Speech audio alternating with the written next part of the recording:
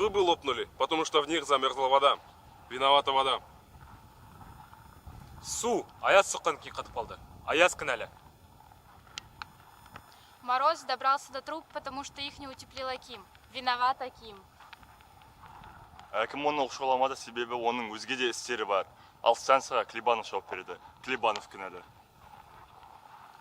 Клебанов знал, что при нормальном давлении трубы не лопнут и в мороз, но давление прыгнуло. Виновато давление. Қысымды екі контролер қадағалап отыру керек еді. Бірақ екінші контролер жұмыста болмады. Екінші контролер кінәлі.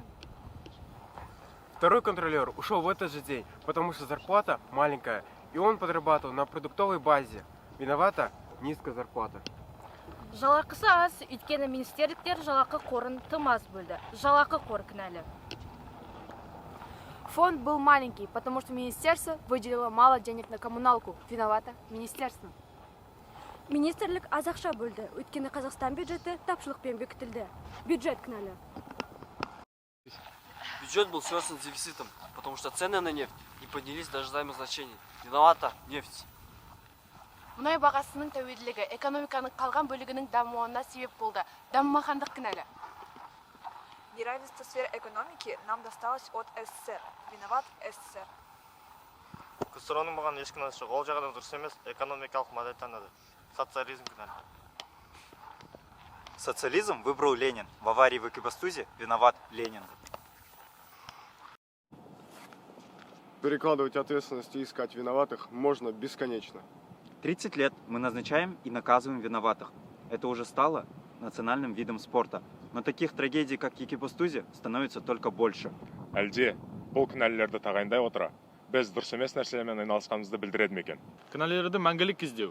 Біздің шынайы себептерді көрмеу тәсіл емес пе екен? Ведь виноватый всегда укажет на кого-то еще. И будет по-своему прав. Попытка найти одного виновного – это не решение проблемы, а избегание понимания. Понимание, что является истинной причиной таких трагедий, как в Экибастузе. Ал шынайы себеп өз дамуына, өз өміріне деген немқұрайлық, өз әрекеті үшін жауап беруге деген ықыластың болмауы.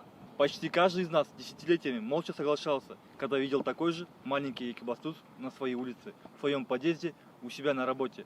Каждый из нас смирился с любой внешней проблемой, которая пока не коснулась его лично. Так что каждый из нас внес свою лепту в эту аварию. И искать одного виноватого – это обманывать самих себя. Не об этом ли говорит президент Токаев, заявляя: давайте сделаем так, чтобы такого больше никогда не было. О том, что каждый из 19 миллионов казахстанцев должен понять, что старая система отношения к собственной стране исчерпала свой запас прочности. И нужно всеми силами поучаствовать в создании новой. Әйтпесе, біз тағы 30 жыл бойы кінәрді тағайындап, мұндай апаттың әр үйге келуін күтіп отырамыз.